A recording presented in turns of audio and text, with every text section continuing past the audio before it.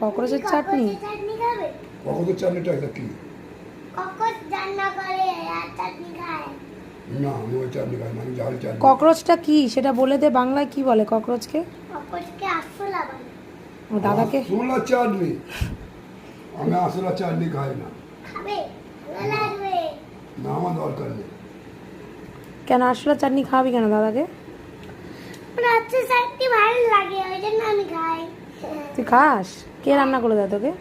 আমার দিদি চাটনা। তো দিদি তোকে আরশোলা চাটনি খাওয়ায়? আসুক, আমি জিজ্ঞাসা করবো। আরশোলা রেখে দাদাকে ভয় দেখাচ্ছিস কেন? হ্যাঁ, দাদা দুষ্টুমি করছে। কোথাও দুষ্টুমি করলাম? কি বললি আরশোলাকে ডেকে?